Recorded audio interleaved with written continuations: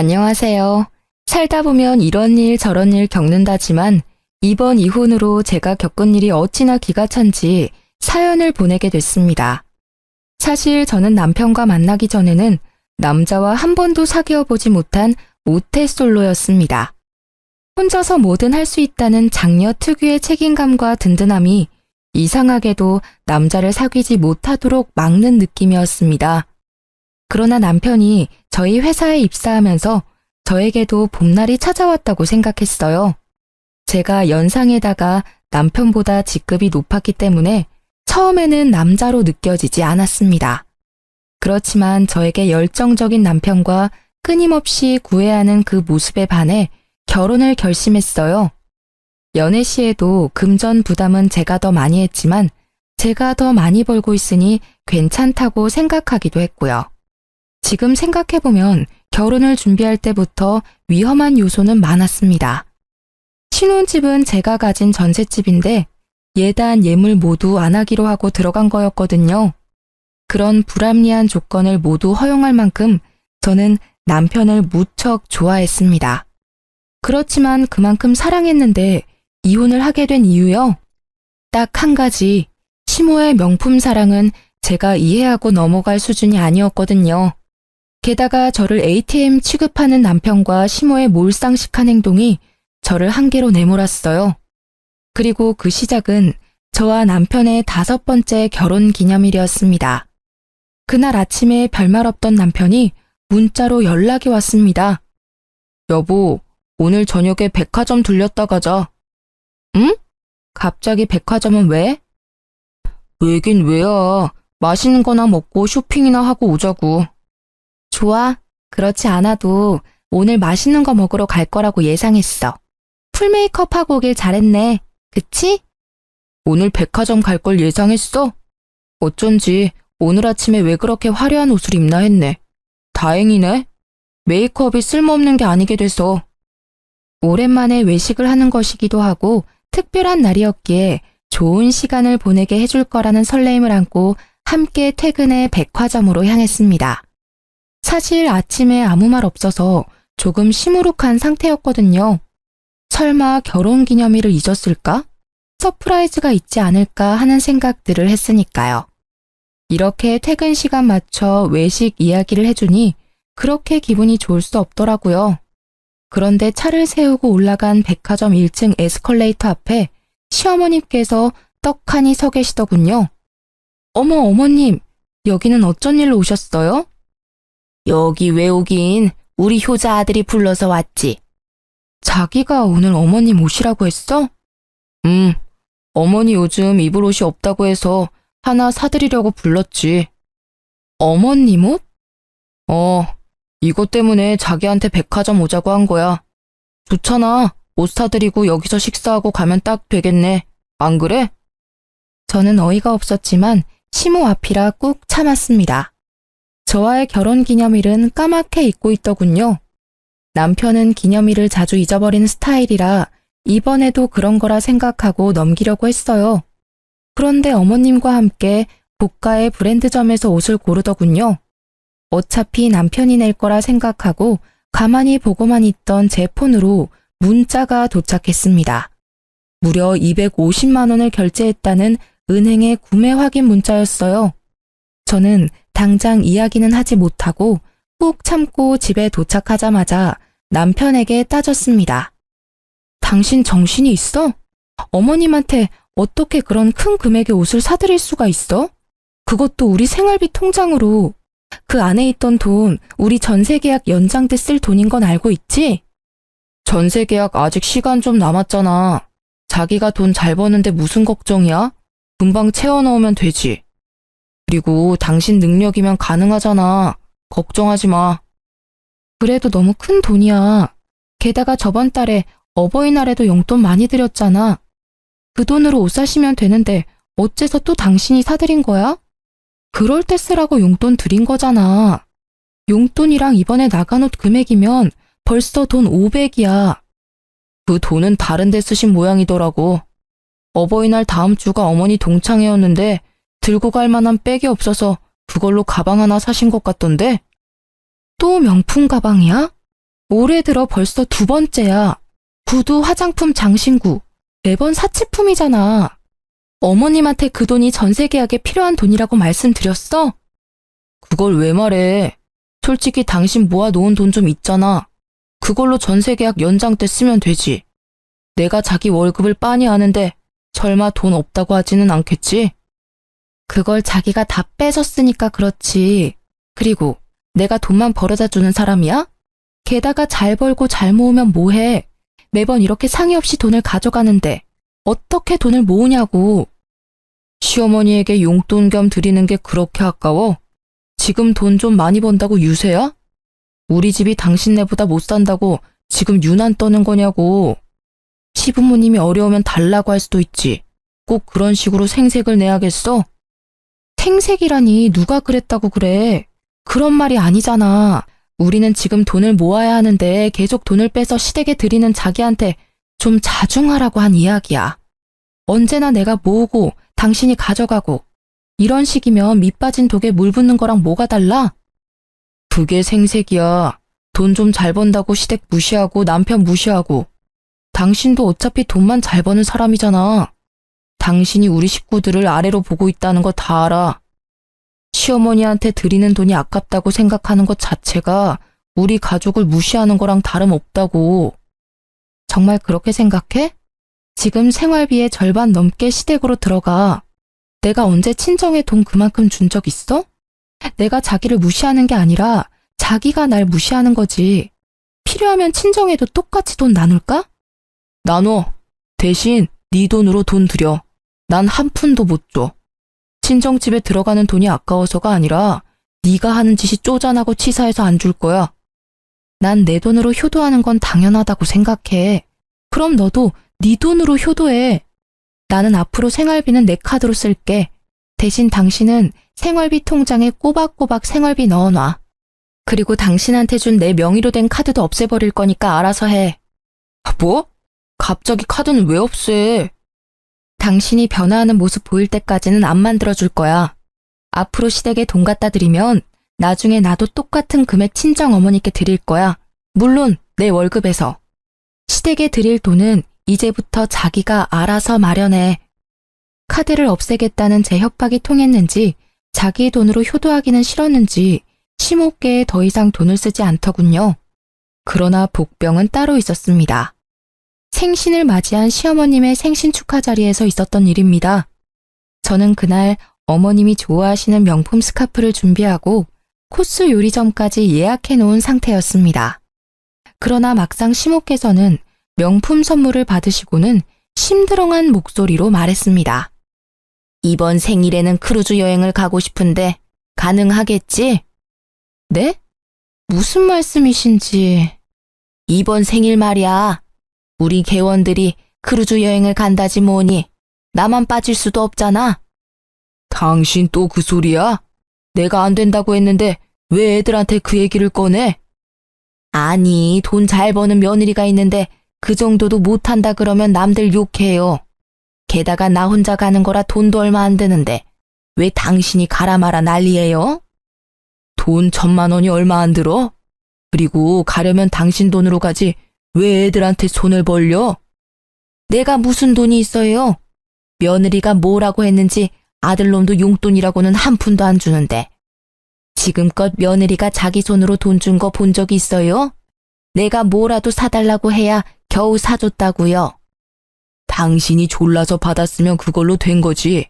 시어머니가 돼가지고는 만날 때마다 돈.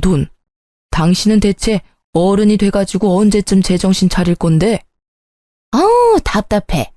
예, 며느라가. 네가 대답해봐. 내가 요구하는 게 너무하다고 생각하니?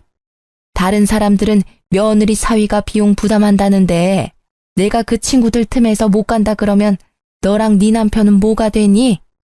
시모 여행 하나 안 보내준 나쁜 며느리 아들밖에 더 돼? 시부모님이 싸우시는 걸 보는 것도 곤혹스러웠지만 그렇다고 1,000만 원이라는 금액을 선뜻 드릴 수도 없는 노릇이었습니다. 어머님, 죄송한데 저희도 금액이 너무 커서 당장 마련할 수는 없을 것 같아요. 저는 최대한 간곡히 돌려 말했습니다. 남편은 아무 말 없이 밥만 먹고 있으니 누군가는 대답을 해야 했어요. 그래서 못 해주겠다는 거니? 늙는 것도 서러운데 며느리 눈치까지 봐가면서 살아야 해. 그리고 너 거짓말하는 거 아니다. 너희 전세 연장 계약 때문에 목돈 모아놨다며. 차라리 전세 빼서 우리 집 들어오고 모아놓은 돈으로 크루즈 보내주면 될 거 아냐. 저는 정신이 아득해졌습니다. 합가라니. 게다가 같은 지붕 아래 살면서 비싼 걸 사달라고 할 때마다 등살에 시달려야 할 제 미래가 보이기 시작했죠. 그러면 괜찮겠네. 전셋집 연장으로 마음고생 안 해도 되고 전세금도 생길 거 아냐. 남편은 그저 돈이 생긴다는 생각에 즐거워 불난 집에 부채질을 계속하고 있더군요. 남의 속도 모르고 짓거려대는 그 입을 어찌나 막아버리고 싶던지. 죄송한데 저는 전세를 뺄 생각이 없어요, 어머님. 가뜩이나 야근도 많은데 괜히 신경만 쓰이실 거고 무엇보다 직장이 너무 멀어요. 만약 이쪽으로 옮기면 직장을 그만두고 다른 곳으로 옮겨야 할지도 몰라요. 서운하다 얘. 이러니까 매번 네가 식구가 아니라 남처럼 보이는 거야. 시부모님 공경할 줄도 모르고 따박따박 말대꾸나 할 줄 알지. 죄송한데 어머님, 지금 착용하고 계신 옷, 가방, 구두, 귀걸이, 그리고 지금 손에 들고 계신 스카프까지 모두 제 월급에서 빠져나간 것들이에요. 딸 같은 며느리까지는 못 돼도 충분히 성의는 보였다고 생각하고 있어요. 여기서 크루즈까지 해드리면 올해 저희 생활에 타격이 커요. 네가 해줬다고 생색이니? 시어머니한테 이렇게 대놓고 이야기할 정도면 어지간히도 우리를 무시하는 거지. 넌 너희 엄마한테도 이런 식으로 말대꾸하고 사람 무안 주고 그래? 저희 어머니는 금전이나 물건을 요구하신 적이 없으세요. 그래서 제가 더 해드리고 싶은데도 못 해드리고 있고요. 그리고 말대꾸가 아니라 간곡히 말씀드리는 거예요. 저희는 정말로 크루즈 경비에 내드릴 돈이 없어요. 기가 막혀서 너 지금 나를 돈이나 요구하는 천박한 사람이라고 생각해? 됐어. 니네가 해준대도 내가 싫어. 앞으로 우리 집에 오지 마라. 너희한테 줄 생수도 아까우니까. 결국 화가 난 시모는 시부를 데리고 나가셨고 남겨진 저는 남편에게 한 소리를 들었습니다. 당신은 꼭 그런 식으로 말해야 돼? 좀 더 좋게 말할 수도 있잖아. 그냥 안 된다고만 하면 될걸. 꼬투리 잡듯 말을 해서 어머니가 화나셨잖아. 나도 화났어. 그럼 당신이 이야기하지 그랬어. 아까는 입 꾹 다물고 있더니 이제 와서 난리야. 게다가 어머님이 그렇게 쉽게 포기하실 분이야? 아님 자기 월급에서 빼서 드려. 그건 안 말릴 테니까. 진짜로 다시 생각해봐. 본가로 들어가면 돈도 아끼고 좋잖아. 너 살림에 신경 안 써도 되고 전세금 목돈도 생기고 그걸로 재테크하면 돈도 금방 벌어. 본가로 들어가면 돈이 더 들겠지. 멀리 사는 지금도 불러내서 명품 사서 계산 우리한테 하라고 하는데 같은 집에 살면 어떤 요구를 하실지 상상도 안 가. 당신이 어머님 요구 다 들어줄 자신 있으면 가. 나는 내 집에서 편하게 살 테니까. 결국 합가와 크루즈 이야기는 다행히 흐지부지 되었습니다. 그러나 어머님은 그 뒤로도 저와 남편을 불러내어 명품을 사드리는 행동을 멈추지 않았습니다. 이때까지만 해도 저는 이혼은 생각도 않고 있었어요. 그 사건이 터지기 전까지는요. 사실 제게는 남모를 고민이 하나 있었어요. 결혼 5년이 넘어가는데 애가 생기지 않는다는 거였습니다. 남편도 시댁도 그 문제로 저에게 말을 꺼낸 적이 없어서 다행으로 생각했습니다. 그리고 임신을 확인했을 때는 어찌나 기분이 좋던지 시댁분들께 가장 먼저 알려드렸어요. 그리고 다음 달 어머니께서 갑자기 저희 집에 찾아오셨습니다. 소원해졌던 사이였기에 시모의 방문에 살짝 긴장했었어요. 그렇지만 집에 오신 어머님의 태도는 예전과는 정반대더군요. 예, 며느라가 이번 교통사고 때 다친 어깨가 아파서 한의원 들렀다 오는 길에 네 생각나서 보약 한 재 지었다. 임산부한테 좋다니 꾸준히 먹어. 다 먹고 나면 또 한 재 지어줄 테니 꼭 연락하고. 어머님, 감사합니다. 그런데 임신 중에는 약은 조심해야 한다고 의사 선생님께서 말씀하셨는데. 괜찮아. 이 약은 한의원에서 임산부의 기력을 보강하기 위한 약이라고 해서 일부러 지어온 거야. 그럼 임산부도 먹어도 되는 약이에요? 그래. 기력도 보해주고 아기집도 튼튼하게 해준다고 해서 특별히 가져온 거니 잘 챙겨 먹어. 너 일이 많아서 걱정이다만 네가 잘 알아서 하리라 믿는다. 약은 아침, 점심, 저녁 3번씩 거르지 말고 꼬박꼬박 챙겨 먹거라. 네, 걱정 마세요. 어머님이 주신 약이니 꼭 잘 챙겨 먹을게요. 그 한약을 전해주는 어머님의 표정이 세상 다시 없을 만큼 온화해 보여서 저는 어머님도 손주를 기다려왔다고 생각했습니다. 그래서 꼭 이 아이를 지키겠다고 다짐했어요. 그런데 한약을 먹고 일주일 뒤부터 배가 살살 아프더니 피가 비치기 시작했습니다. 깜짝 놀란 저는 당장 산부인과를 달려갔습니다. 아기집 주위로 피고임이 좀 보입니다. 최대한 안정을 취하시고 매사에 주의를 하셔야 해요. 저 시어머님께서 한약을 지어주셨는데 계속 먹어도 될까요? 임산부를 위한 보약이라고 해서 지금 먹고 있는데. 일단 복용 중지하시고요. 산모님은 몸이 약하시니 선물 받은 한약에 어떤 한약재가 들어갔는지 꼭 한의원 찾아가서 물어보셔야 해요. 그리고 웬만하면 임신 중에 한약은 안 드시는 게 좋아요. 의사 선생님의 말에 저는 한약을 먹지 않으려 했지만 이상하게도 남편은 그 약을 제가 꼭 먹는지를 확인하더군요. 그래서 어쩔 수 없이 약을 먹을 것처럼 따놓고는 몰래 버린 후 빈 껍질을 보여주는 식으로 무마했습니다. 사실 그때는 미안한 마음이 더 컸으니까요. 그 이후 피가 비치는 일은 없었습니다. 다행이라고 생각하던 중 제 뒷목을 잡게 만드는 일이 벌어졌습니다. 오늘 왜 일찍 오라고 한 거야? 일도 바쁜데 그냥 직장에서 이야기해도 되잖아. 당신 내 퇴직금 중간정산에 대해서 물어봤다며? 어? 아, 그거? 그냥 물어본 거야. 중간정산 되는 건지 궁금해서. 아니지. 당신 그렇게 물어본 거 아니잖아. 총무팀에 있던 애가 나한테 알려줬어. 당신 배우자 대신 퇴직금 정산할 수 있는지 물어봤다면서? 나 몰래 내 퇴직금 빼려고 그랬어? 그게 어머니가 집 리모델링에 돈이 필요하다고 하잖아. 곧 있으면 동생 결혼하는데 집꼴이 말이 아니라고 난리를 치시는데 그럼 어떡해. 아들 된 도리로 좀 도와드려야지. 야, 너 그걸 말이라고 해? 시댁 싱크대 새로 갈아엎는다고 돈 가져간 게 1년도 안 됐어. 근데 무슨 리모델링? 게다가 어머님 댁 리모델링이면 당신 퇴직금으로 하면 되지. 왜 내 퇴직금으로 알아본 거야? 당신 퇴직금에 대해서는 묻지도 않았다던데. 당신 진짜 작작 좀 해라. 야, 너 지금 남편한테 야라고 했냐? 내가 어리고 돈 못 번다고 나한테 이제 막말하기로 마음먹은 거야? 그래. 서방님이 하늘 같은 마누라보다 돈 못 벌어서 이제는 대접도 안 해준다 이거지? 논점 흐리지 마. 내가 화나서 말이 막 나온 건 미안하다고 생각해. 그치만 당신이 지금 하는 일들이 상식적이라고 생각해? 시댁 도움 드리는 거 며느리로서 당연하다고 생각은 하는데 이건 도가 지나치잖아. 그리고 당신 잊었어? 전세 계약 연장 곧 다음 달이라고. 그래서 뭐 어쩌라고. 당신이 이제까지 다 알아서 했으니 이번에도 알아서 하면 되잖아. 나 같은 돈 못 버는 남편한테 무슨 손을 벌리겠어. 안 그래?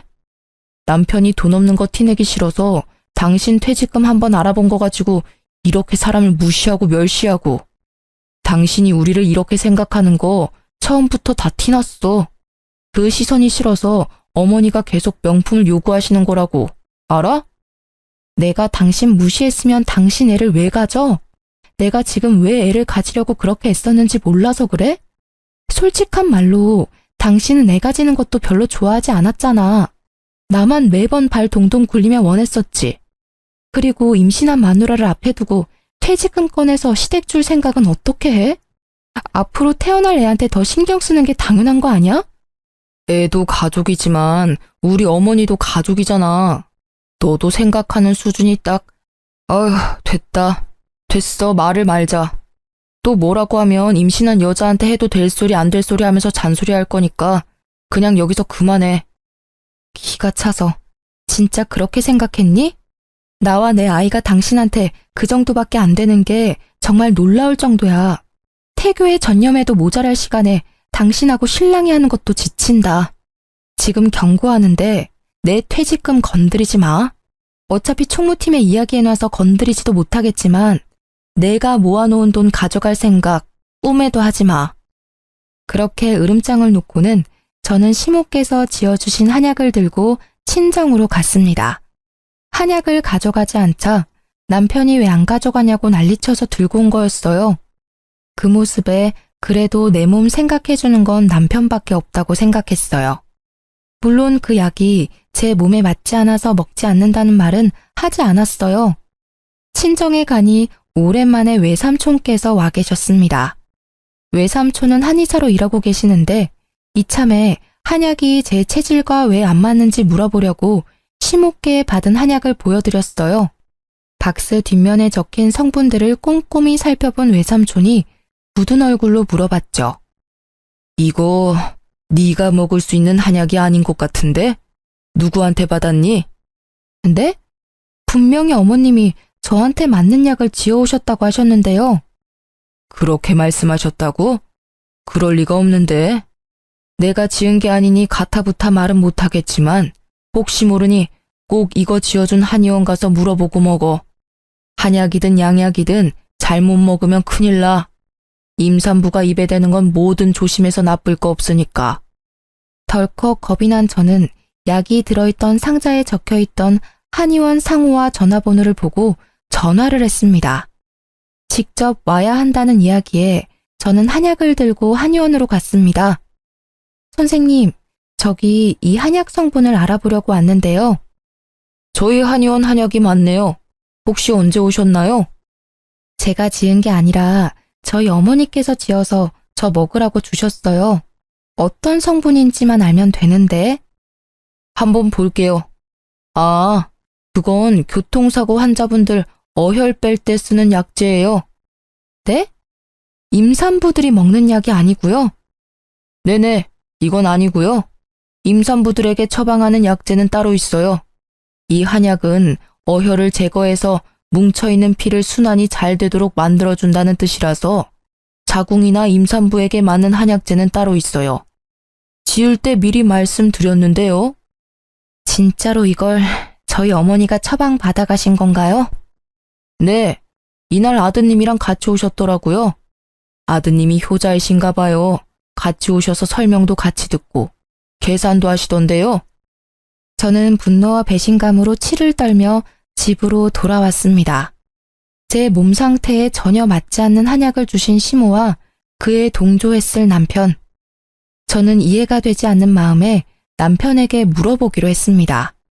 뭐라도 말해줄 거라는 생각으로 남편의 퇴근 시간을 기다렸습니다. 뭐야, 왜 불도 안 켜놓고 집안에 귀신처럼 앉아있어? 당신, 이 한약 뭔지 알고 나한테 먹였지? 무슨 소리야. 그거 우리 엄마가 사다 주신 보약이잖아. 보약? 시침이 뗄래? 나 이 한의원 갔다 왔어. 무슨 약인지 다 듣고 왔다고. 나는 몰라. 엄마가 가서 처방받아온 약이라서. 그래서 무슨 약인데? 당신은 몰라? 말이 되는 소리를 해. 한의원에서 당신이 어머님이랑 같이 와서 설명 다 듣고 계산까지 해주고 갔다고 친절히 알려주던데. 그래도 모른다? 대단하네. 어떻게 그런 말도 안 되는 짓을 저질러? 아니, 나는 진짜로 말렸어. 그런데 엄마가 그래도 따지고 보면 다 당신 좋으라고 한 일이야. 봐, 당신이 임신, 출산, 육아휴직이라도 들어가면 경력도 단절될 수도 있고 또 육아휴직 후에 복귀도 못할 수 있잖아. 그런 걱정하는 마음에 어머니가 그렇게 하자고 한 거야. 그게 어떻게 나를 위한 거야. 말이 되는 소리를 좀 해. 이해가 하나도 안 돼. 내가 못 벌면 당신이 벌면 되잖아. 우리 아이야. 어렵게 가진 아이라고. 그런데 그런 아이를 이렇게 쉽게... 정상이니? 나는 당신만큼 돈 많이 못 벌잖아. 게다가 직급도 당신보다 낮고 여러모로 나보다는 자기가 일을 해야 생활이 돌아가니까 그래서 그런 거지. 정말로 다른 의도 같은 건 없어. 맹세할 수 있어. 다른 의도? 다른 의도라는 건 빨대 꽂을 사람 없어지는 걸 걱정하는 마음이라는 거겠지? 그런 식으로 말한 건 아니잖아. 막말로 육아가 얼마나 힘들어. 게다가 살림하면서 일하고 육아를 병행하는 게 얼마나 힘든지 여러 사람들한테 들어서 알잖아. 어떻게 당신한테 그런 일을 시켜? 그걸 나한테 다 시킬 생각이었어? 소름 돋는다, 진짜. 적어도 나한테 일을 시키고 싶으면 당신이 육아와 살림을 도맡아 한다고 그러지 그랬어. 그런 생각은 왜 못하는 거야? 아니, 그런 생각을 애초에 안 한 거겠지.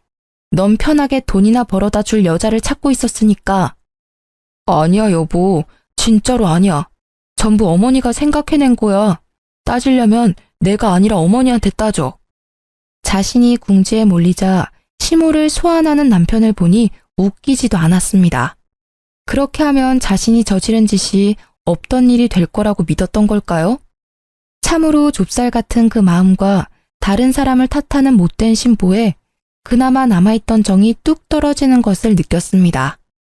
진심으로 눈앞의 남자가 하찮다는 생각이 들었습니다. 이런 남자와 결혼까지 한 내가 잠깐 정신이 나갔었나 하는 생각까지 들 정도였으니까요. 다 필요 없고 지금 당장 어머님 불러내서 밖에서 밥 먹으러 가. 갑자기 왜? 하라면 해. 직장에 와이프 돈이나 밝히는 천하의 몹쓸 놈이라고 소문나기 전에. 제 으름장에 남편은 시모께 전화를 걸었고 시모가 오기로 한 고급 요리집에 남편도 함께 보냈습니다. 그리고 저는 남편이 가는 걸 본 후 마대자루를 들고 시댁으로 향했습니다. 시모가 집에서 나오는 것을 확인한 저는 시댁으로 들어갔습니다. 아버님이 저의 방문을 보시더니 의아해하시면서도 문을 열어주셨습니다. 아가, 웬일이냐? 네 어머니 지금 집에 없는데? 괜찮아요, 아버님. 어머님 안 계시는 동안 잠깐 제가 맡아야 할 것들이 있어서요. 그렇게 말하고 저는 제 카드로 어머님께 사다 드린 명품들을 모두 마대자루에 넣었습니다. 가방, 구두, 옷, 액세서리까지. 넣다 보니 그간 내 돈으로 사들인 것들이 엄청 많더군요. 눈에 보이는 것만 집었는데도 이미 1년치 연봉이더라고요.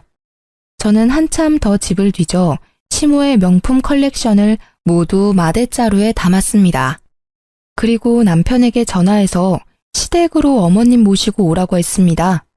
집에 들어온 제가 영문 모를 일들을 하고 있으니 시부께서 제게 묻더군요. 이게 다 무슨 일이냐? 혹시 아버님도 알고 계셨어요? 뭐를 말이냐? 산모가 먹으면 안 되는 한약을 일부러 어머님이 주셨어요. 교통사고 난 사람이 먹는 거라던데 한약 어머님 거 맞죠? 뭐? 그거 얼마 전에 교통사고 때문에 받아온 한약인데 왜 자기 거를 너한테 줘? 제 말을 듣던 시부께서는 눈을 동그랗게 뜨고는 반문하더군요. 아버님은 모르는 눈치였습니다. 그게 다행이라고 해야 할지 불행이라고 해야 할지 알고 계셨다면 아버님 선에서 멈춰주셨을 텐데 말이죠. 네가 뭘 잘못 알고 있는 걸 깨다. 그 옆엔 내가 아무리 노망이 들어도 그런 짓을. 그런데 사실이었어요. 이미 남편한테 다 들었거든요. 남편은 어머님이 다 시키신 일이래요. 제가 도대체 무슨 나쁜 짓을 저질렀길래 저한테 이런 일을 하시는 걸까요?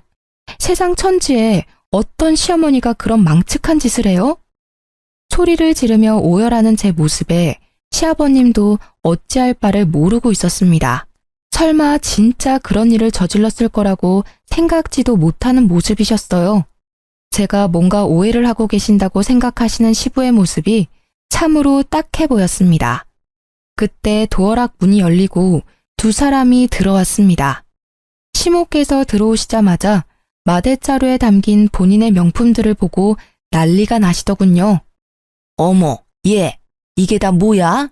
왜 집안 물건을 왜 꺼낸 거니? 게다가 이 귀한 것들을 왜 구겨서 자루에 넣은 거야? 세상에, 우리 애기들 몸에 스크래치 생기잖아. 분위기 파악 못하고 귀한 명품 애기들 상처 생길까 전전긍긍하는 시모를 보니 방황하던 마음에 확신이 섰습니다. 아, 이 집 구석은 안 되겠구나. 이혼이 답이구나 하고요. 어머님, 제가 정신적인 충격을 너무 많이 받아서 어머님께 위자료를 톡톡히 받아야겠어요. 그치만 줬다 뺏는 건 예의가 아니니까 이렇게 먼저 물어보려고 대충 보이는 것들만 넣어놨으니 이해해 주세요. 뭐? 미쳤어? 시애미한테 정신적인 충격? 위자료? 난 네가 무슨 말을 하는지 하나도 모르겠다, 얘. 저는 한약을 시모 앞에 툭 하고 던졌습니다. 모르세요? 이 한약이 어떤 한약인지 제가 알았는데도요. 한약? 아이, 그건... 제가 이 한약 지으신 한의원 가서 직접 물어봤다고 해도 모른 척 하실 건가요? 예, 네가 오해하는 거야. 나는 다 널 위해서 그런 거야. 애 키우면서 일하는 게 얼마나 힘든지 알잖아.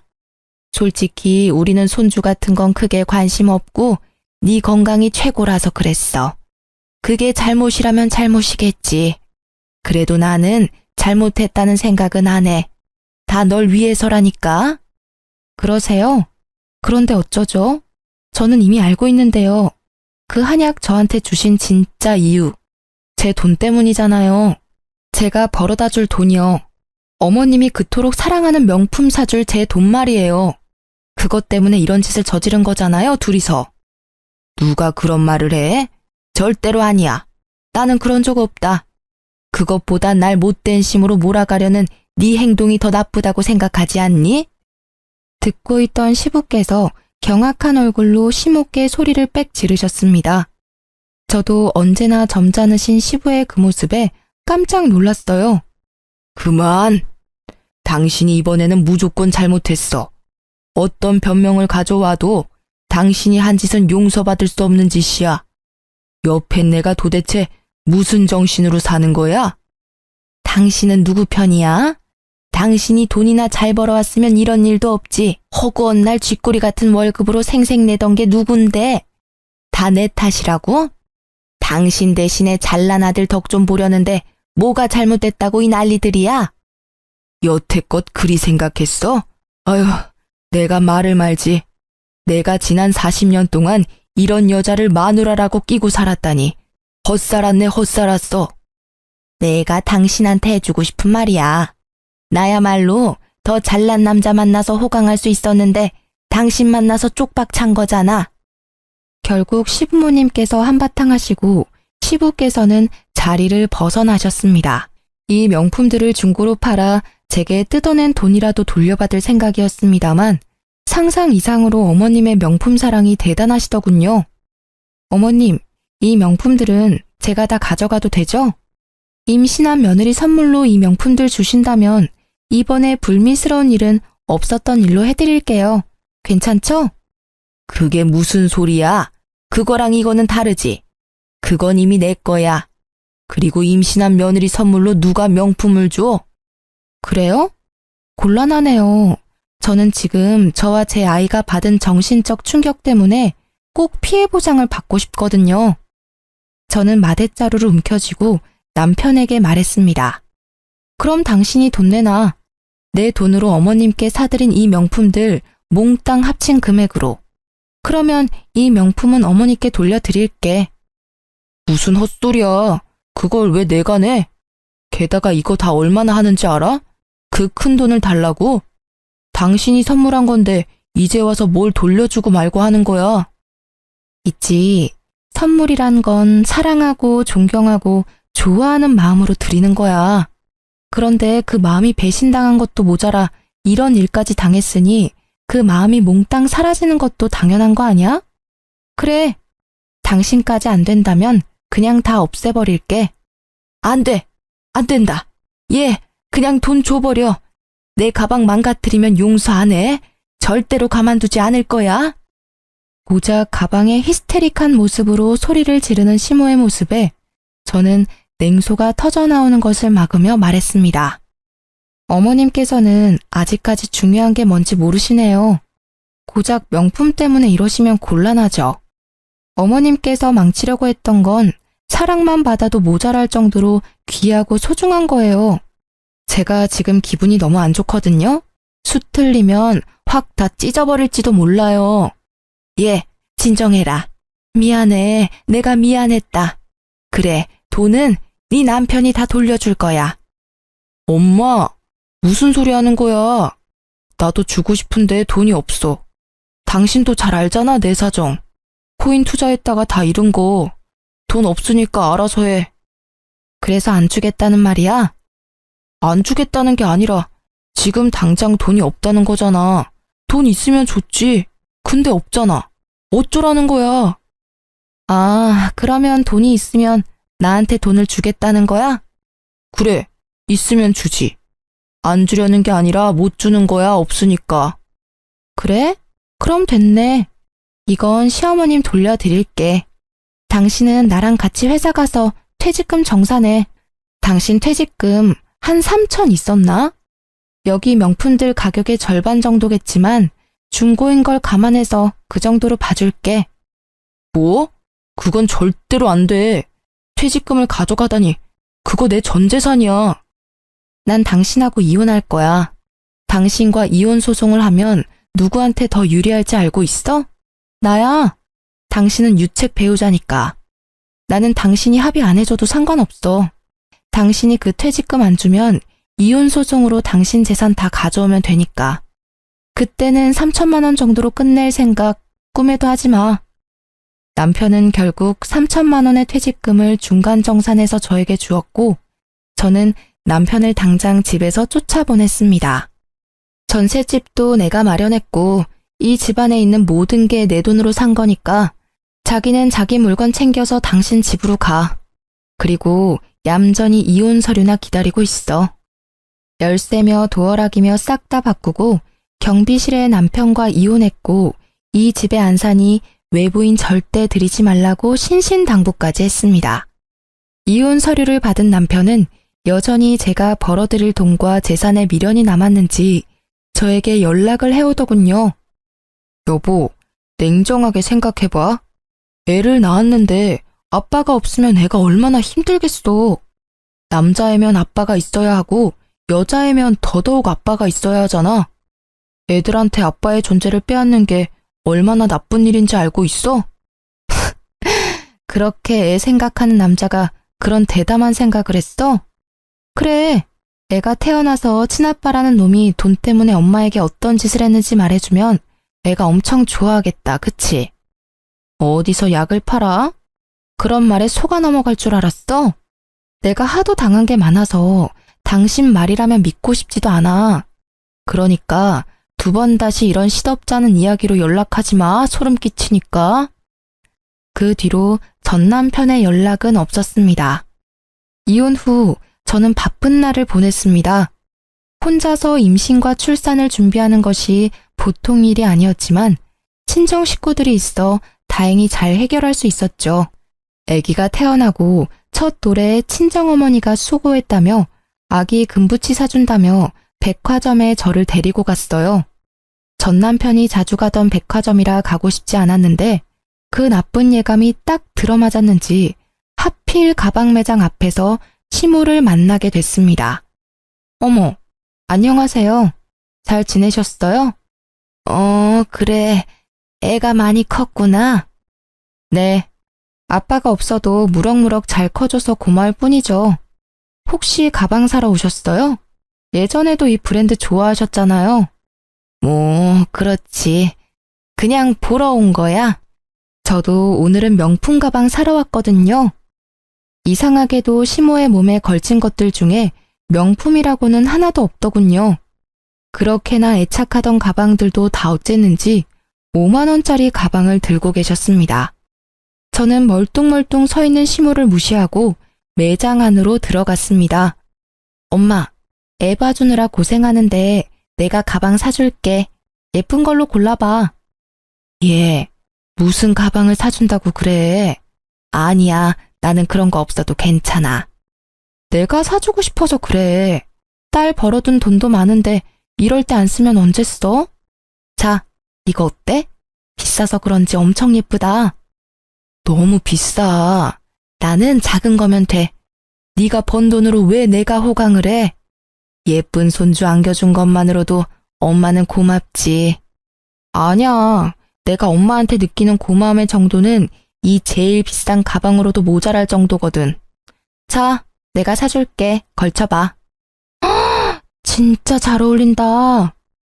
친정어머니의 만류에도 결국 제일 비싼 가방을 사는 절 보고 있는 시모 눈빛이 어찌나 애처로운지 웃음이 다 나더군요. 왜 구경만 하고 있으세요? 하나 구매하세요. 신상이라 예쁘게 잘 빠졌네요. 멀뚱히 저희만 바라보는 시모를 보며 저는 일부러 약 올리듯 말했습니다. 그리고 나오는 길에 주얼리 샵이 있길래 그곳도 들렀습니다. 애기 돌이라서 금목걸이랑 금팔찌를 해주고 싶어서요. 합쳐서 10돈 정도로 해서 찾아봐 주세요. 엄마, 무슨 10돈이나 해. 돈도 없으면서. 그냥 금반지 하나면 된다니까. 젖손주야. 얼마나 예쁜데 엄마가 그것도 못 해주겠어? 아, 저기 나왔다. 우리 손주 한번 걸쳐볼까요? 그렇게 친정어머니는 애기 몸에 팔찌며 목걸이, 반지까지 걸치게 하고는 예쁘다 하고 칭찬해줬습니다. 아기도 방긋방긋 웃으며 외할머니한테 세상 예쁜 미소를 보여주었어요. 당신이 외면한 손주, 몸에 주렁주렁 금 걸치고 외할머니께 사랑받으며 잘 있는 모습 한껏 보여주고 왔습니다. 우리를 바라보는 시모의 모습이 어찌나 처량하던지 동정심까지 돌아올 뻔했다니까요. 물론 고가의 명품 가방을 보던 그 욕심 가득한 눈빛 때문에 그럴 일은 없었지만요. 나중에 알고 보니 전 남편이 시모의 명품들을 모조리 다 갖다 팔았다고 하더군요. 저에게 빼앗겼다고 생각한 퇴직금을 다시 돌려받을 심산이었는지는 모르겠지만 그걸 듣고는 어찌나 고소한 기분이 들던지요. 게다가 시모는 그 낭비벽 때문에 시부와 별거하고 서로 이혼 준비 중이라고 합니다. 소송 중에도 명품 가방 구경 나온 시모는 정말 하나도 변한 게 없어 보였습니다. 1년 뒤 육아휴직이 끝나고 회사에 복귀했더니 전 남편은 그렇게 악착같이 끌어모은 돈을 코인에 다 쏟아붓고는 결국 폭망했다고 하더라고요. 직장 동료들까지 끌어들여 했는지 마지막에는 엄청난 사고를 치고 퇴사를 했더군요. 몇 번 제 전화로 연락이 오긴 했지만 받아주지 않았어요. 솔직히 예전 같으면 내가 보고 싶어서 전화했을 거야 라고 착각했겠지만 지금은 절대 그렇게 생각하지 않아요. 제 돈이 그리워서 전화했나 싶어서 알아서 거르고 있어요. 이혼 후 3년이 지난 지금 저는 부모님과 함께 살며 애를 키우고 있어요. 그리고 조건이 더 좋은 직장에 스카웃이 돼서 이직까지 하고 좋은 사람과 교류 중입니다. 전 남편과 시모 때문에 임신 초기에 고생을 많이 했지만 지금은 사람 보는 눈을 키울 수 있는 따끔한 경험이었다고 좋게 생각해요. 아이가 잘못될 수도 있다는 생각이 저의 망설임을 없애주었어요. 뱃속의 아이를 위해서라도 열심히 살아야 한다고 생각해요. 엄마가 보는 눈이 없어 아이를 아빠 없이 키우게 됐으니 모자람 없이 키워주는 것이 제가 해야 할 일이겠죠.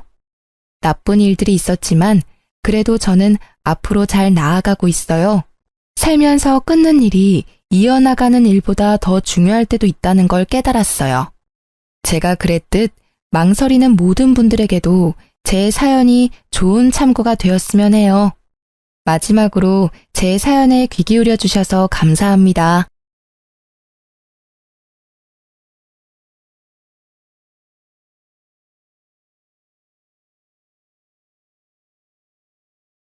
안녕하세요. 저는 40대 중반 여자입니다. 저는 아주 어릴 때부터 사회생활을 시작해서 지금까지 항상 바쁘게 살아오고 있어요. 그러다 보니 항상 일을 할 때는 라디오를 켜두곤 했었는데 요즘은 이곳의 사연을 듣는 재미에 푹 빠져서 힘든 줄도 모르고 일을 하네요. 여러 가지 이야기를 듣다 보니 저도 얼마 전에 겪었던 일을 한번 여러분께 털어놓고 싶은 마음이 들었답니다. 그러려면 거의 20년 가까이 묻어두고 다시는 들춰보지 않으리라 다짐했던 이야기까지 여러분께 들려드려야 할 것 같네요. 한번 시작해 볼게요. 저는 3년 전부터 요양보호사로 일을 하고 있는데요.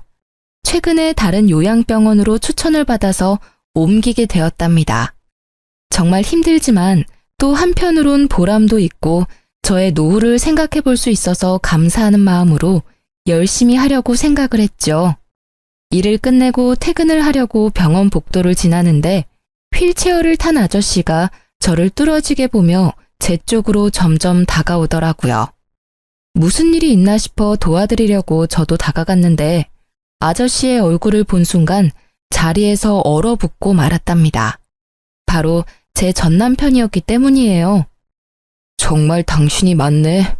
하나님이 내 기도를 들어주셨나? 꼭 한 번은 당신을 만나고 싶다고 매일 기도를 했어. 전남편은 무슨 이상가족 상봉이라도 하는 듯이 활짝 웃으며 제 쪽으로 팔을 뻗는 게 아니겠어요. 저는 너무 어이가 없어서 남편을 피해 뒷걸음질을 쳤죠. 사람 잘못 보신 것 같네요. 저는 얼른 이 자리를 피하고 싶어서 빠른 걸음으로 입구 쪽으로 걸어갔어요. 그때 전 남편이 저를 쫓아오려고 휠체어를 빨리 움직이다 그만 앞으로 고꾸라지고 말았죠. 주변에 사람이 아무도 없어서 결국 제가 가서 남편을 휠체어에 가 다시 앉혀야만 했어요. 당신 맞잖아. 여긴 어떻게 온 거야? 혹시 나 보려고 온 거야? 여보, 제발 내 얘기 좀 잠깐만 들어줘. 내가 다 잘못했어, 제발. 헤어진 게 10년은 훌쩍 넘었는데 여보라는 소리가 잘도 나오네. 역시 뻔뻔한 건 여전해. 할 말도 들을 말도 없으니까 저리 꺼져.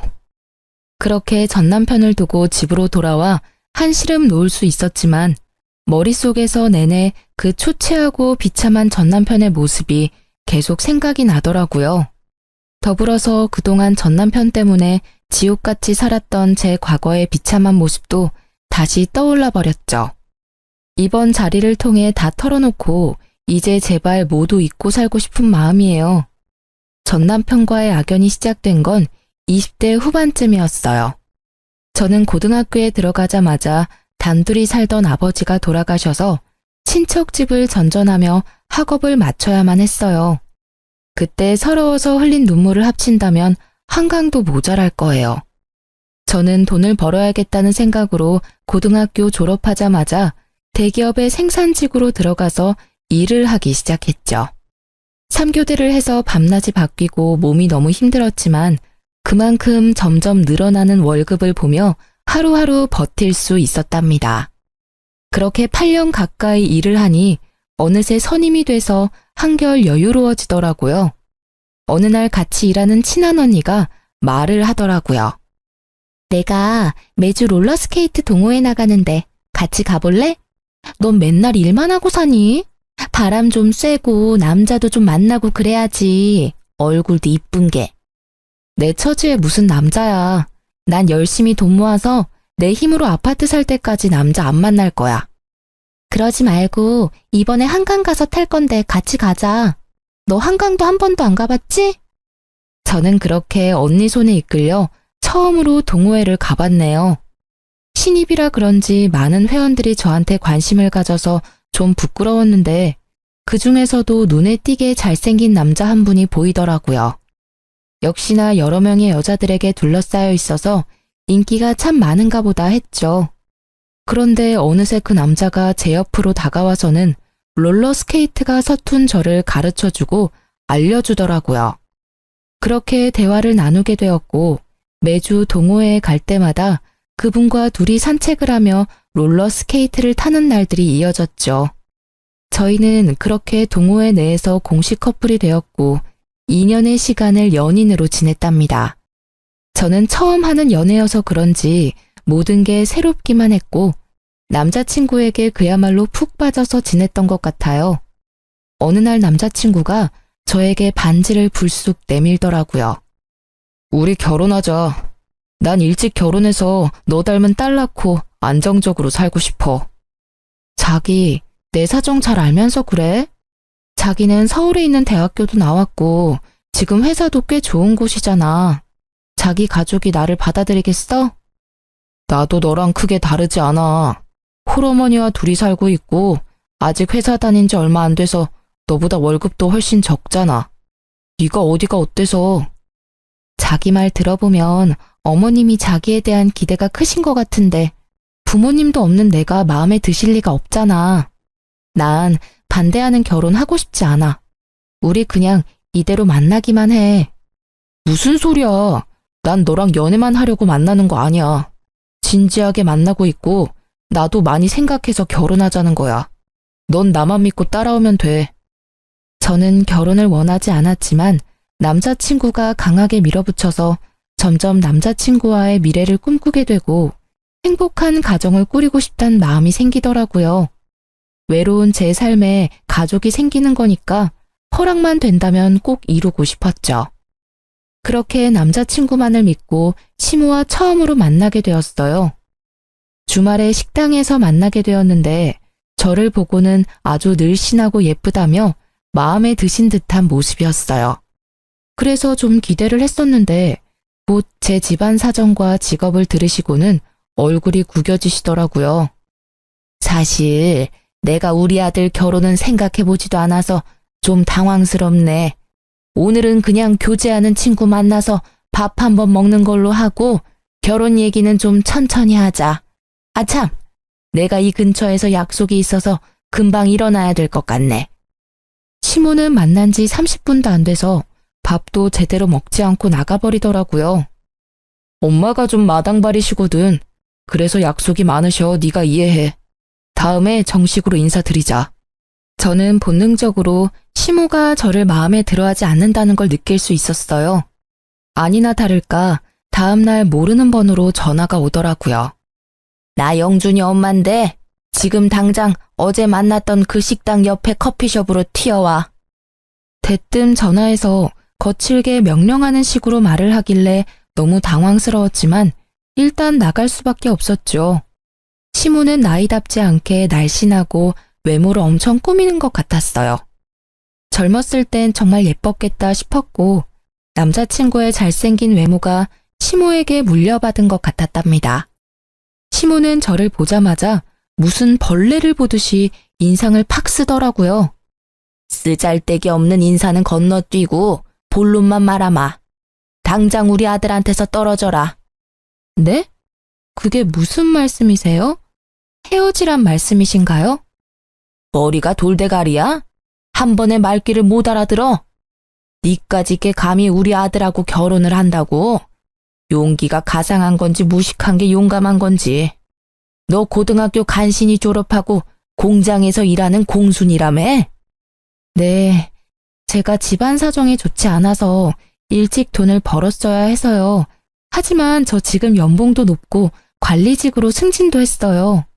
그런다고 공순이가 뭐 전문직이라도 돼? 영원한 공순이지. 가정 형편이야. 나도 우리 아들 혼자 키웠으니까 크게 상관 안 하려고 했어. 그래도 너무 키우는 거 아니니? 우리 아들 그 잘난 외모에 학벌에 직업에 뭐가 모자라서 너까지 거랑 결혼을 시켜야 돼? 우리 아들한테 줄 서는 애들이 한둘이 아닌데 네가 뭔데? 저 혼자 열심히 살아왔고 이런 말 들을 만큼 잘못한 것도 없고요. 저도 이 결혼 안 하겠습니다. 이만 가볼게요. 저는 악소리를 질러대는 시모를 뒤로하고 냉정하게 나와버렸어요. 혼자 사는 게 속 편하지 처음부터 이렇게 반대하는 결혼을 뭐하러 하겠어요. 그리곤 그 후로 남자친구의 연락도 받지 않고 남자친구가 찾아올까봐 공장 기숙사에서 잠시 지내기도 했죠. 그러자 남자친구는 같이 동호회에 나가는 언니의 도움을 받아서 저한테 계속 연락을 하고 기숙사로 몰래 들어오기까지 했답니다. 제가 무수하게 헤어지자고 밀어냈지만 남자친구는 제가 사는 집에 들어와서 같이 살기까지 했고 저도 사랑하는 사람을 더 이상 밀어낼 힘이 없었죠. 거기다가 남자친구가 밀어붙여서 얼떨결에 혼인신고까지 하러 가게 되었어요. 혼인신고를 했다는 걸 알게 된 시모가 저희 둘을 집으로 부르더라고요. 철없는 10대도 아니고 어떻게 혼인신고를 덜컥 할 수가 있어? 네가 제정신이니? 엄마가 그렇게 말도 안 되는 반대를 하는데 어떡해? 나는 이 사람이랑 같이 살 거니까 엄마가 양보해. 아유, 내가 너 때문에 환장한다. 어쩜 그렇게 다혈질이 네 아버지를 빼닮았니? 그래, 혼인신고까지 했다니 어쩌겠니? 대신 결혼식은 나중에 하고 일단 너는 이 집에 들어와서 살아라. 이 집에요? 셋이 살기엔 너무 좁은데 불편하지 않으시겠어요? 내가 불편할 게 뭐 있어? 네가 들어와서 하는 거 봐서 결혼식을 하든 나가서 둘이 살던 하게 할 거니까 들어와서 한번 지내봐. 네, 알겠어요. 제가 어머님께 잘할게요. 지켜봐 주세요. 저는 제가 남편에 비해 많이 기운다는 걸 잘 알고 있으니 시집살이를 해서라도 시모에게 인정을 받고 한 가족이 되고 싶은 마음이 컸어요.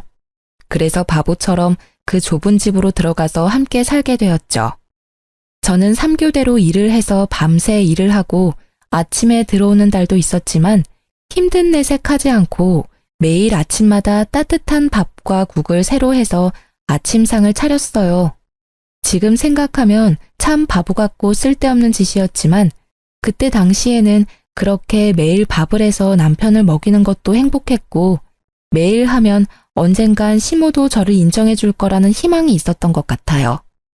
혼자 살다 보니 사실 요리를 잘하는 편은 아니었지만 시모가 가정교육도 못 받았다는 말을 하지 않도록 주변 언니들한테 물어보고 배워서 매일 다른 반찬을 만들려고 노력했었죠. 남편도 처음엔 감동하고 고마워하더니 시간이 지날수록 아침상을 받는 걸 당연하게 생각하는 것 같았어요. 나중엔 반찬이 허술하다고 저를 타박하기도 했었으니까요. 그뿐만 아니라 청소며 빨래며 모두 제 차지였고 퇴근하고 집안일까지 하면 매일 자정을 넘겨서야 쉴 수 있었어요. 시모는 비교적 젊었지만 아무런 일을 하지 않았는데 뭐가 그리 바쁜지 매일 약속 있다고 나가더라고요. 제가 들어오기 전까지는 어떻게 집안일을 한 건지 단 한 번도 도와주지도 않았죠.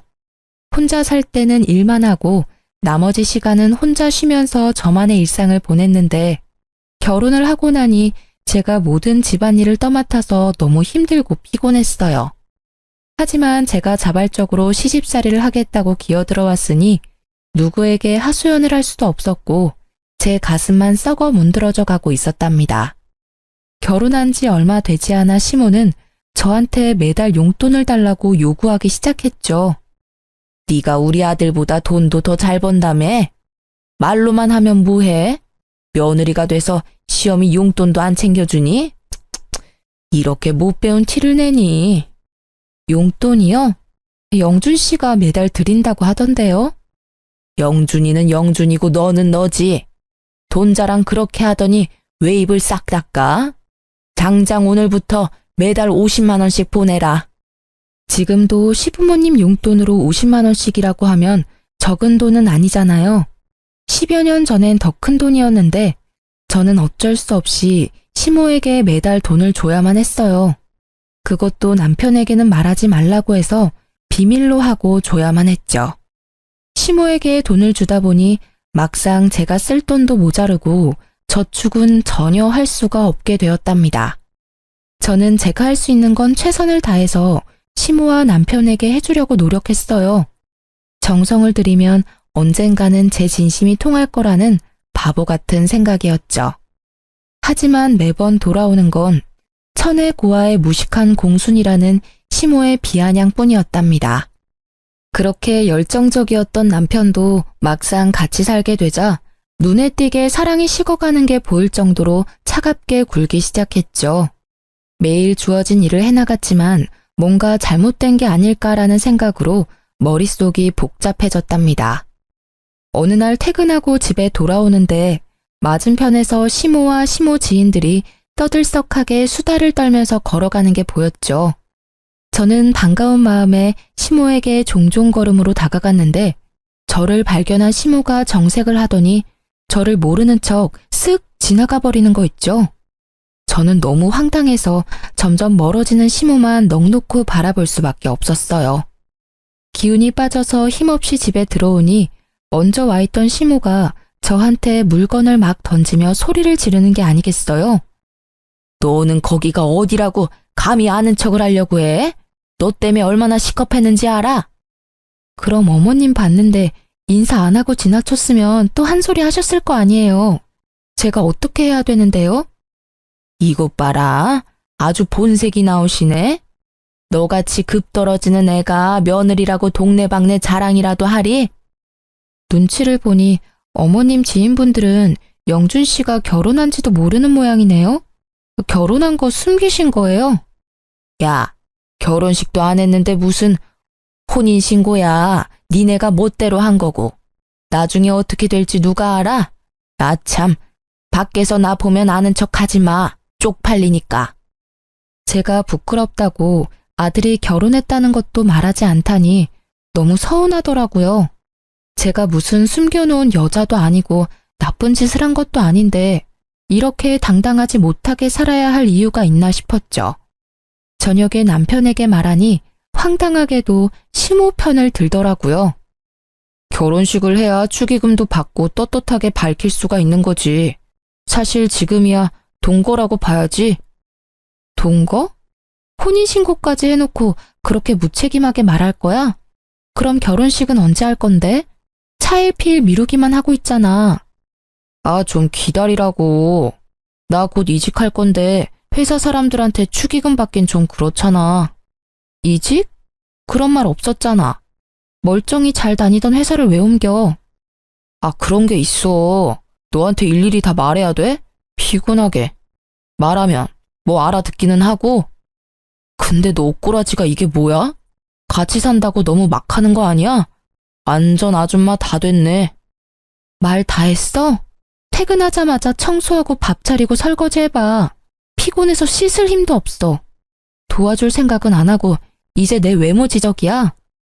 아니, 좀 꾸미면 예쁜 걸 알아서 그러는 거지. 아, 말 대답 좀 그만해. 피곤해 죽겠는데. 결혼 초기만 해도 밤에 둘이 공원에 나가서 롤러스케이트를 타기도 하면서 깨가 쏟아지는 시절을 보냈는데요. 다른 회사로 이직하고 나서는 아예 저에게 무관심해져서 하루에 몇 마디도 나누지 않는 지경까지 되었답니다. 뭘 물어보기만 해도 버럭 짜증부터 내니까 저도 남편에게 말 걸기가 무섭더라고요. 결혼식도 못하고 무슨 숨겨놓은 여자 취급을 하니 저도 너무 억울하고 점점 결혼 생활에 회의를 느끼게 되었죠. 그러다가 시모에게 더욱 정 떨어지는 일이 생기게 되는데요. 시모가 들었던 계모임의 계주가 돈을 들고 야반도주를 했다는 거예요. 시모는 5천만 원을 순식간에 날리게 되었다면서 밤마다 가슴을 주먹으로 치며 울고 난리를 부렸죠. 더군다나 그 중에 3천만 원은 최근에 사채업자에게 빌려서 계주에게 줬던 거라 매달 엄청난 이자를 내야 했고 시모는 당연히 갚을 능력은 전혀 없었어요. 엄마가 매일 밤 저렇게 우는 게 불쌍하지도 않아? 당신 모아둔 돈 좀 있지? 내가 차차 갚아줄 테니까 일단 급한 불부터 좀 끄자. 그거 갚으려면 나도 적금 깨야 돼. 내가 얼마나 힘들게 모은 건데. 그깟 돈보다 시어머니 건강이 우선 아니야?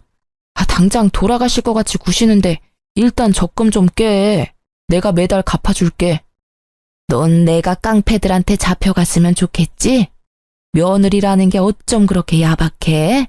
하나뿐인 시어미한테 그깟 돈 좀 못 해주니? 적금 좀 깨면 어때? 다시 부으면 되지. 끝까지 모른 채 하고 싶었지만 당장 사채업자들이 집까지 찾아와서 문을 두드리고 겁을 주니까 해결부터 해야겠다 싶더라고요. 남편은 사채업자들이 제 회사까지 찾아올 거라면서 매일 적금을 깨라고 저를 압박했고요. 사실 저는 어릴 적부터 차곡차곡 들었던 적금이 있었는데 그걸 깨서 시모의 빚을 갚아주게 되었어요. 제가 너무 속상했던 건 제가 빚을 갚아줬음에도 시모는 저에게 고맙단 말 한마디도 하지 않았다는 사실이었어요. 제가 피땀 흘려 모은 돈을 가져갔으면서도 마치 당연하다는 듯이 구는 모습에 정말 정이 확 떨어져 버리더라고요. 그동안 시모에게 인정받으려고 애썼던 순간들이 모두 부질없이 느껴졌죠. 사실 아무도 저를 잡지 않는데 저만 이 집에서 나가버리면 두 사람과의 인연은 바로 끝나버릴 수 있을 것 같더라고요. 그런 고민을 하는 와중에 저에게 소중한 생명이 찾아오게 되었답니다.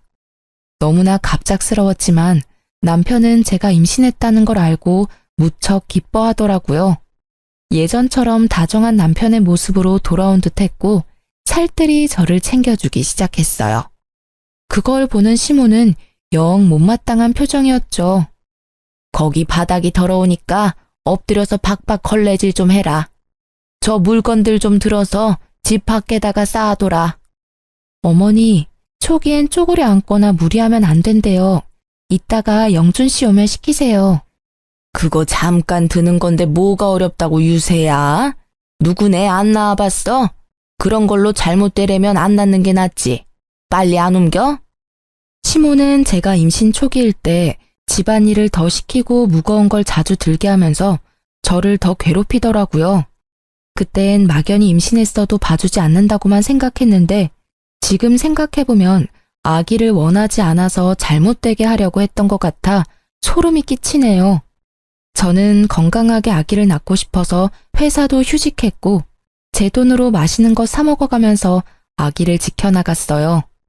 그렇게 남편을 닮아 코가 오똑한 아들을 품에 안을 수 있었답니다.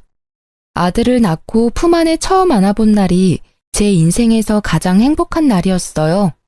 그동안 시모와 남편에게 철없고 서운했던 건 모두 잊고 아기와 함께 한 가족으로 잘 살아보려고 다짐도 했었죠. 그렇게 집에서 아기를 돌보는데 빌라가 너무 좁아서 거실에서 아기와 생활하다 보면 물건들이 가득 차서 발 디딜 틈도 없더라고요. 화장실이 너무 좁아서 아기 욕조 놓고 목욕시키기도 너무 힘들었어요. 남편은 새로 이직한 회사 일로 바빠서 매일 밤 늦게 들어왔고 시모는 단 한 번도 육아를 도와주지 않았어요. 정말 매정할 정도로 아기 얼굴도 잘 쳐다보지 않더라고요. 아무리 제가 미워도 자신의 손주한테까지 이렇게 정이 없을 수가 있는지 기가 찼죠. 어머니, 저 잠깐 밥 좀 먹게 아기 좀 봐주실 수 있을까요? 혼자 잘 누워있고만 뭘 봐? 애 앞에 두고 밥에 국 말아서 후루룩 마시면 되지. 요즘 영준 씨도 매일같이 늦게 들어와서 저 혼자 하루 종일 아기를 보려니 너무 힘들어서요. 저 씻은 지도 며칠 됐어요. 잠깐만 좀 봐주세요. 네 애를 네가 봐야지 왜 나한테 봐달래? 내가 언제 손주 낳아달라든? 네가 좋아서 낳은 걸 가지고 왜 나한테 떠넘겨? 나 나가야 돼. 비켜. 아무도 도와주는 사람 없이 하루 종일 아기와 씨름하려니 정말 미쳐버리겠더라고요. 그나마 믿을 사람은 남편뿐인데 남편은 밤에 아기가 울어서 짜증이 난다면서 어느 날부턴 외박까지 일삼기 시작했죠. 주말에 저는 새벽부터 일어나서 아기를 보고 있는데 남편은 태평하게 늦잠을 자는 걸 보니 부하가 치밀어 올라 남편을 흔들어 깨웠어요. 주말엔 아기 좀 봐야지 언제까지 잘 건데 내가 얼마나 힘든 줄 알아? 나 혼자 애 만들었어. 아빠라는 인간이 어쩜 그렇게 애를 쳐다도 안 봐. 당신은 귀찮다고 외박하고 다니고 도대체 어디에 있다 오는 거야? 아, 정말 귀찮게. 일하다가 늦어지면 외박도 하는 거지. 너 지금 일 안 하잖아. 그럼 네가 애를 보는 게 맞는 거 아니야? 그래, 이렇게 나온다 이거지. 오늘 당신 일 안 하잖아. 그럼 당신이 애 보면 되겠네. 저는 남편에게 아기를 안겨버리고 지갑만 챙겨서 집을 나와버렸어요. 남편이 계속 전화를 해댔지만 다 무시해버리고 하루를 여관에서 혼자 보냈죠. 오랜만에 혼자 있으니 몸은 참 편했지만 아기가 걱정이 돼서 마음이 너무 불편했어요. 결국 다음날 오전에 집으로 들어갔죠. 집 안으로 들어가자 시모가 우는 아기를 안고 어쩔 줄 몰라 하고 있고 남편은 아기가 토한 우유를 닦고 있더라고요. 저를 발견한 시모가 악을 쓰면서 저에게 아기를 거칠게 넘겨주었답니다. 무식해도 정도가 있지. 어디 베어먹지 못하게 애를 두고 나가? 너 때문에 내가 얼마나 고생을 했는지 알아? 아우, 삭신이야. 야, 이러고도 네가 엄마냐? 애를 버리고 나가? 너 진짜 무서운 애였구나. 오히려 잘 됐어. 어젯밤 덕에 너랑 갈라서야겠다는 확신이 들었다. 당장 헤어지자. 뭐? 헤어져? 고작 하루 애 두고 나갔다고 이혼을 하자고? 제정신이야? 너나 애나 다 지겨워. 집에 들어오는 게 지긋지긋해. 애초에 너는 나랑 급이 안 맞는 애였어. 내가 뭐에 씌었었나 보다. 이제야 네가 제정신으로 돌아왔구나. 그러게 엄마가 계속 말했잖아. 쟤는 아니라고. 애까지 낳고 이게 뭐니? 저는 분노가 치밀어 올라서 주체가 안 되더라고요. 저는 남편의 뺨을 사정없이 세게 내리쳤어요. 지금 말 다 했어? 내가 지금까지 어떤 마음으로 견뎠는데. 뭐? 급이 안 맞아? 네가 얼마나 대단한데 나한테 그딴 말을 해? 이게 미쳤나? 누굴 때려? 잔뜩 흥분한 남편이 신발장에 있던 롤러스케이트를 저한테 던졌어요. 단단한 바퀴가 제 머리를 강타했고 저는 비명을 지르며 손으로 머리를 감쌌죠. 그때 손에서 축축한 느낌이 들어서 손을 보니 피가 잔뜩 묻어나왔어요. 찢어진 이마가 아픈 것보다 남편과 저를 이어주었던 롤러스케이트에 얻어맞은 제 모습에 가슴이 무너져 내리더라고요. 시모는 벌써 나가버려서 자취를 감췄고 남편은 제 피에 놀랐는지 주춤대다가 그대로 현관문을 열고 나가버렸답니다. 아기는 얼굴이 벌개져서 악을 쓰며 울고 저는 피를 철철 흘리며 남편이 나간 현관문을 뚫어지게 노려보았어요.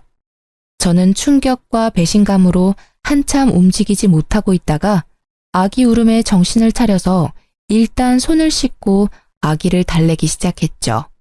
이마에서는 계속 피가 흘러내리고 있었고 아기가 조용해진 뒤에야 저는 혼자서 지혈을 해서 간신히 피를 멈출 수 있었답니다. 그렇게 며칠이 지났고 시모도 남편도 집에 들어오지 않더라고요. 저는 혼자 미친 사람처럼 서럽게 울면서도 아기를 돌봐야 했고 너무 힘들어서 결국 친한 언니에게 연락을 했답니다. 언니는 한 걸음에 집으로 달려와 주었어요. 세상에, 이게 무슨 일이야? 너 얼굴이 왜 이러니? 나한테 연락을 했어야지. 아니, 그 나쁜 자식이 밖에선 그렇게 착한 척을 하면서 널 이렇게 만들었단 말이야? 언니, 나 아직 병원에도 못 가봐서 병원 좀 갔다가 남편 좀 만나고 올게. 그동안 우리 애기 좀 봐줄 수 있어? 당연하지. 너 밥은 먹었어? 세상에, 피죽도 못 얻어먹은 것처럼 삐쩍 말라서는. 이런 몸으로 애기한테 계속 젖을 준 거야? 이 미련한 거사. 언니는 냉장고에 있던 재료로 죽을 만들어서 억지로 저에게 먹였죠. 저는 언니 덕에 병원에 가서 찢어진 이마 치료를 받고 남편의 회사로 찾아갔답니다. 제가 건물 앞에 도착했을 때 마치 짠 것처럼 남편이 그 앞에서 고급 승용차에서 내리더라고요. 남편이 문을 열어주자 고급 투피스를 빼입은 여자가 미소를 지으며 내렸어요. 그리곤 둘이 다정히 팔짱을 끼고 여자는 남편의 어깨에 얼굴을 기댄 채 건물 안으로 걸어 들어가는 게 아니겠어요? 저는 달려가서 남편의 어깨를 붙잡았답니다. 뒤돌아본 남편이 저를 보고는 화들짝 놀라며 여자를 살짝 밀쳐내더라고요. 당신이 여긴 어떻게 알고 왔어? 네 눈엔 내가 바보 천치로 보여? 내가 네 회사 주소도 모르고 있었을까봐. 아, 이 여자가 와이프? 얘기 듣던 대로네. 여자가 저를 머리부터 발끝까지 훑어보더니 비웃음 짓는 게 아니겠어요. 저는 분노와 수치심이 밀려와서 몸이 부들부들 떨려왔답니다. 이 여자는 뭐야? 너 바람 펴? 그래서 이혼하자는 거였어? 이 인간 말종 같은 자식아. 남의 회사 앞에서 소란 피우지 말고 진정 좀 해요. 이러니까 급 떨어진다는 소리나 듣지. 그래요. 우리 사랑하는 사이니까 그쪽이 양보 좀 해서 이혼 좀 해줘요. 내가 위로금은 섭섭지 않게 줄 테니까. 뭐라고? 넌 뭐 얼마나 대단한데 나를 무시해? 그래봤자 상간녀 주제에. 저는 여자의 긴 머리채를 잡고 마구 흔들기 시작했어요. 여자는 저보다 키가 작아서 저를 막지 못하고 마구 휘둘리며 비명만 질러댔죠. 남편이 그런 저를 말리려고 제 손을 마구잡이로 던지더라고요. 제가 멈추지 않자 저를 세게 밀쳐서 저는 바닥으로 고꾸라졌죠. 여자를 껴안고 머리카락을 쓸어넘기는 남편을 보고 부하가 치밀어서 남편에게 달려들었어요. 지금 생각해보면 며칠을 굶고 죽밖에 못 먹었던 제가 어디서 그런 힘이 나왔는지 모르겠어요. 악에 받쳐서 그런 행동을 할 수 있었던 거였겠죠. 저는 남편의 머리를 마구 뜯기 시작했고 곧바로 남편 뺨을 사정없이 때려댔죠. 이번에는 상간녀가 제 허리를 잡고 뜯어말리더라고요. 점점 사람들이 몰려들자 상간녀가 곤란해하는 게 바로 느껴졌어요. 그래서 더욱더 남편에게 달려들어 물귀신처럼 매달리기 시작했고 사람들이 우리를 둥글게 구경을 하기 시작하더라고요. 저는 이때다 싶어 큰 소리로 말했죠. 남의 남편이랑 바람을 폈으면 싹싹 빌어도 모자랄 판에 돈 줄 테니까 이혼하라고? 그래, 어디 한번 얼마를 줄지 기대하고 있을 테니까 보따리로 한번 싸갖고 와봐. 상간녀 주제에 고상한 척 잘난 척 하지 말고. 저는 긴 머리로 얼굴을 필사적으로 가리는 상간녀를 팍 밀치고 건물을 나왔죠. 집으로 돌아오는 내내 눈물이 주체할 수 없이 흐르더라고요. 아기 때문에 화가 나서 이혼이란 말이 튀어나왔을 거라고 생각했는데 남편에게 다른 여자가 생겼다니 믿어지지가 않더라고요. 거기다 내 초라한 몰골과 비교가 되게 화려하고 고상한 모습을 보니 비참하고 제 자신에게도 화가 얼마나 나던지요. 제 인생에서 남자는 남편 한 사람뿐이었고 그래서 저의 모든 것을 남편을 위해 희생했었는데 그야말로 헌신짝이 되어버린 거니까요.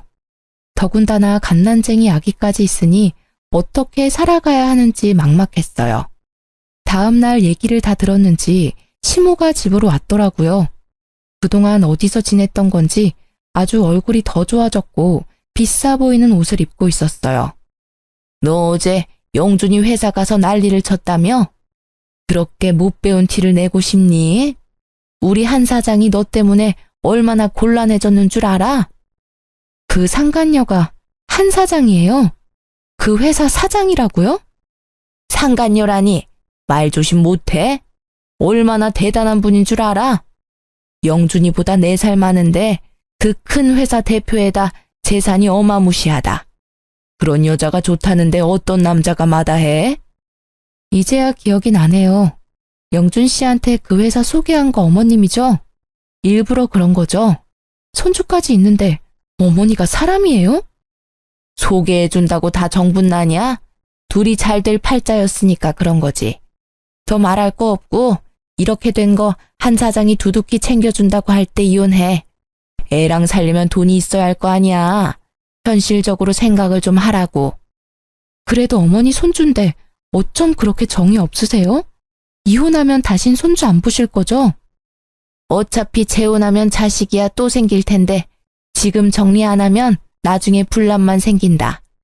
네가 원해서 낳은 애니까 네가 키워라. 나나 영준이는 미련 없으니까 친권이며 양육권이며 싹 다 네가 가져가고 이혼만 해줘라. 육아하느라 정신이 없어서 남편이 했던 말을 흘려들었었는데 이제야 기억이 나더라고요. 그동안 남편이 자기 회사 대표가 대단하다면서 칭찬을 많이 했었고 저랑 비교도 많이 했었거든요. 저는 당연히 남자일 줄 알고 신경도 안 썼는데 그 상간녀였던 거죠. 시모는 어떤 모임에서 상간녀를 알게 됐는데 상간녀가 몇 년 전에 이혼을 했다는 걸 알고 남편을 그 회사로 이직하라고 계속 꼬드겼던 거죠. 시모의 소원대로 얼굴이 반반한 남편에게 상간녀가 관심을 갖게 됐고 결국 넘지 말아야 할 선까지 넘어버리게 된 것이었고요. 시모는 이 집을 나가서 상간녀가 마련해준 아파트에서 호의호식을 하며 지내고 있었던 거죠. 그러니 제가 얼마나 눈의 가시처럼 여겨졌을까요?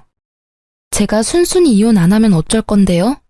돈에 눈이 돌아서 아주 쥐도 새도 모르게 어떻게 해버릴 것 같네요. 내가 누구 좋으라고 이혼을 해요? 이혼 안 하면 마음 떠난 남편 붙들고 내 구박받으면서 계속 이렇게 살 거야? 애를 생각해서라도 잘 생각해라. 한 사장 마음 바뀌기 전에. 이번에는 급에 맞는 며느리 얻으셔서 아주 좋으시겠네요. 대단한 며느리 모시고 어디 한번 잘 살아보세요. 어머님이 제 눈에서 피눈물 나게 했으니까 어머니도 언젠가 피눈물 흘리면서 후회할 날이 올 거예요. 내가 눈 똑똑히 뜨고 지켜볼 거고요. 저는 그 길로 아기를 데리고 그 집을 나와버렸답니다. 시모 말대로 이미 끝난 인연을 아기 때문에 미련하게 붙잡고 있기도 싫었고 남편이나 시모 얼굴도 다시는 보고 싶지 않을 만큼 끔찍했거든요. 합의 이혼하고 확정이 된 날에 참 어이가 없는 게 셋이 살던 그 좁은 빌라 명의도 제 이름으로 바꿔주고 상간녀가 바로 1억을 입금해 주더라고요. 돈을 막 써도 될 만큼 많아서 그런 건지 아님 그만큼 남편에게 빠져서 그런 건지는 몰라도 저는 20년을 벌어도 못 모을 돈을 한 번에 보내주니 참 기가 막혔답니다. 너무 원통하고 분하고 제 지난 시간이 후회되었지만 아기와 살 길이 막막했기에 그 돈을 받을 수밖에 없었어요. 저는 셋이 살던 그 빌라가 치떨리게 싫어서 바로 팔아버리고 그 돈과 1억을 합쳐서 서울의 아파트를 구입해서 아기와 둘이 살아가게 되었답니다. 혼자의 몸으로 갓난아기를 키우며 사는 건 정말 고통스러울 정도로 힘들었죠. 저는 잠깐씩만 일할 수 있는 식당 아르바이트를 해서 돈을 벌다가 아기가 유치원에 다닐 수 있게 되자 좀 숨통이 튀어 작은 건설 회사의 경리로 일을 하기 시작했어요. 사무직 경력이 없던 저는 야근까지 해가면서 열심히 일을 배워서